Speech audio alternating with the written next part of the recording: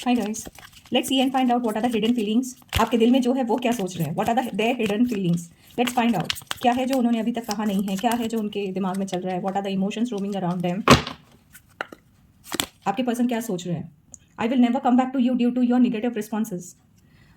Okay, so शायद बातचीत बंद है या कुछ कहीं अनसुनी हो गई है and then the negative responses which are coming from your side, so they are warning you. May be ये फीलिंग है, they are feeling neglected, they are feeling ignored, right. So let's deep dive and find out और क्या है इन energies के अगल बगल। So main core energies में तो यही है कि शायद उनको आपका बिहेवियर, ये एटीट्यूड पसंद नहीं आ रहा है फिलहाल जो आप दोनों के बीच में चल रहा है। They want more clarity, they want more communication, they want clarification why you are behaving in such a way, and they're warning you that they won't come back to you due to your negative responses. आपका response negative है तो वो समझ नहीं पा रहे whether you are in the relationship or you are interested in them or what. So और क्या है, और क्या कहना चाहते हैं, let's clarify.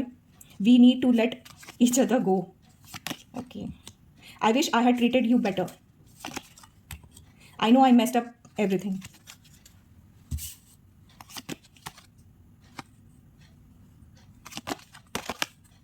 So many things remind me of you. You speak to me through music. You don't know how hard it is to let you go. कह तो रहे हैं वो कि they'll never come back, but then जो cards और जो supporting energies और जो यहाँ पे हम पढ़ पा रहे हैं उनके मन को, सो यहाँ पे तो दिख रहा है कि they are feeling very hard, they are feeling very neglected. बहुत सारी चीज़ें हैं कि जो कि बात नहीं हो रही होगी या आपकी जो ट्रीटमेंट है उनको, सो उस वजह से वो आपको बहुत मिस कर रहे हैं। उनको बहुत बुरा लग रहा है, they are facing the hardship to let you go. बोल तो रहे हैं शायद कि we need to let each other go, but on the other side they are saying that it is very hard to let you go. So they want to be in the relationship और they want to move with you holding your hand, but then things are messed up here. वो गाने सुनते हैं, music में वो आपको feel करना चाह रहे हैं। थोड़ी सी डाइसी सी एनर्जीज है यहाँ पे, थोड़ी क्लैरिटी की ज़रूरत है। आपको खुल के सामने आना चाहिए, बात करनी चाहिए, बात करेंगे तो बात बनेगी। अगर कोई सिचुएशन है, कुछ निगेटिव रिस्पॉन्स आप अगर दे रहे हैं, so why it is so you need to clarify things. So try to deal with the situation. दोनों मिलकर बात करेंगे, संभालेंगे चीज़ों को, डिस्कस करेंगे, बात करेंगे तो चीज़ें संभलेंगी।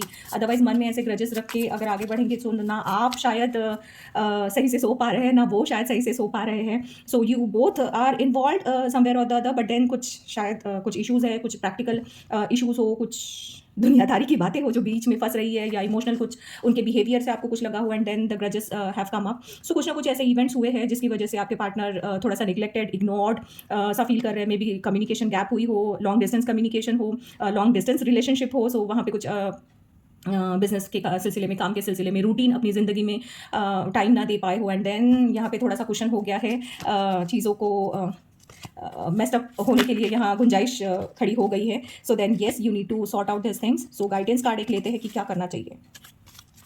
लेट्स, क्या करना चाहिए, विल पावर।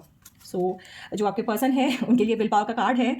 8 की एनर्जीज है। So they need to work hard, I have a strong will power and self discipline. So discipline के साथ ये रिश्ते को आगे बनाए रखना है, एंड थोड़ा सा इमोशनल स्ट्रेंथ लेके आनी है चीज़ों को डील करने के लिए। आपके लिए भी एक सजेशन का कार्ड लेती हूँ क्योंकि एक्शन वीडियो तो आप देख रहे हैं, तो स्ट्रेंथ का कार्ड आया है आपके लिए। स्पिरिट है वो आपको कह रहे हैं कि yes, you are strong enough and capable enough of overcoming any obstacle.